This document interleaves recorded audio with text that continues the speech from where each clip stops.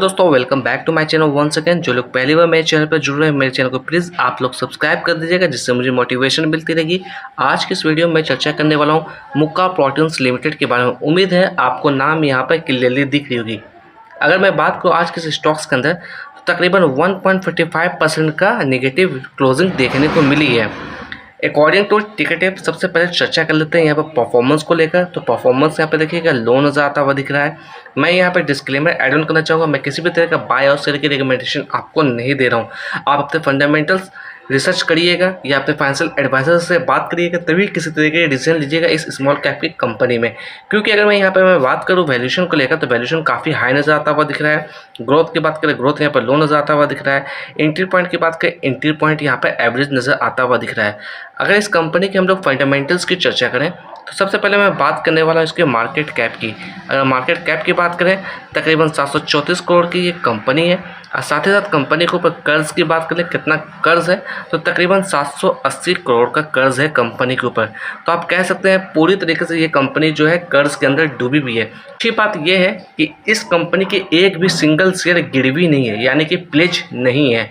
Face value की बात करें ₹1 के फेस वैल्यू से ये ट्रेड करता हुआ दिख रहा है। अगर यहाँ पे मैं बात करूँ सबसे पहले टिकट ऐप की तरफ से क्या फोरकास्टिंग और रेटिंग्स हमें देखने को मिल रही है तो देखिएगा किसी भी एक्सपर्ट ने या किसी भी तरह की रेटिंग्स यहाँ पे हमें देखने को नहीं मिल रही है। अगर चार्ट पर चर्चा करें देखिएगा 1 टिकट टाइम फ्रेम में यहाँ पे चार्ट लगा रखा है। अगर सबसे पहले मैं बात करूँ डाउन साइड में ये जो लेवल्स देख रहे हैं ये सपोर्ट लेवल्स निकलता हुआ रहा है। इंडिकेटर के हेल्प से मैंने ड्रॉ आउट की है। अगर यहाँ पे मैं बात करूँ हाल ही में इसने तकरीबन मार्च के अंदर मैं बात करूँ तो ₹18.30 का इसने यहाँ पर लो बनाया। उसके बाद देखा जाए अच्छी खासी रिकवरी से स्टॉक्स के अंदर देखने को मिली। अप साइड में हम लोग बात करें तकरीबन ₹25.40 का जो लेवल्स है ये काफ़ी बड़ा रेजिस्टेंस लेवल्स निकलता हुआ आ रहा है। तो ठीक उसी लेवल के पास से इस स्टॉक्स के अंदर कहीं ना कहीं हमें रिजेक्शन हमें देखने को मिल रही है।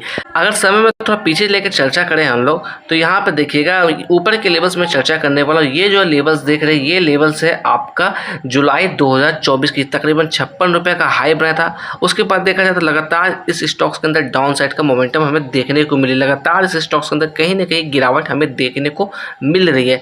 इसलिए अवेयरनेस के साथ काम करना है। पिछले 1 साल से हम लोग बात करें तो ये स्टॉक्स काफ़ी नीचे आ चुका है।